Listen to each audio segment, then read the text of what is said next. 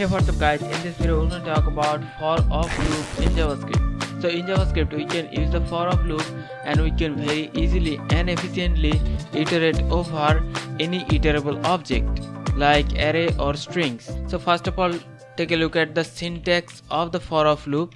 So first of all we have the for keyword, and then inside the parentheses first of all we have to create one variable. This will hold all the individual item of the object, and then we have the of keyword, and after that the name of the iterable object, and then inside the body we have to write the logic of our loop. So this is basically the syntax of the for of loop.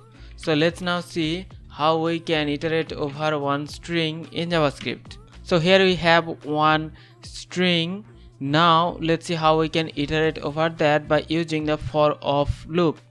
So first of all we have the for keyword, and then we have to create one variable of, and then the name of the object, and then we're just gonna simply console log the variables. So you can see we have the output. So the for of loop is iterating over this string. So in the first iteration the first element will be stored in the variable x, and then it is just logging on to the console.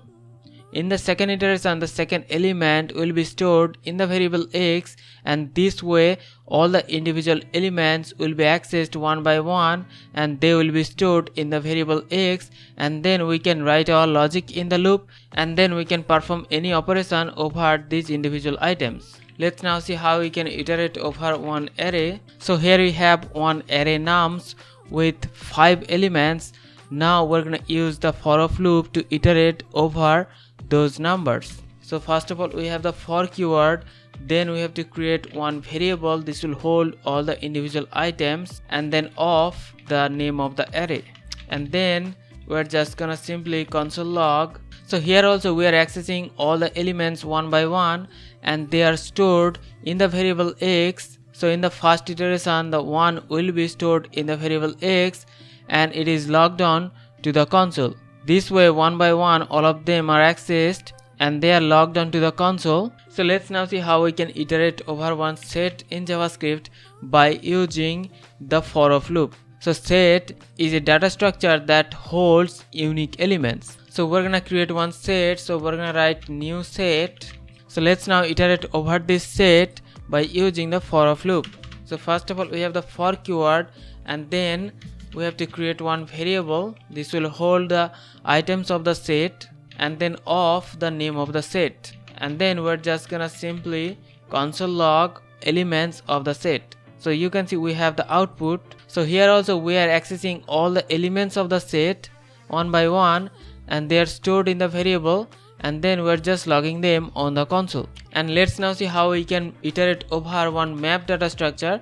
So map is a data structure which holds the elements in a key value pair. So first of all let's create one map. So we're gonna write new map. So we have created one map that contains 3 key value pairs.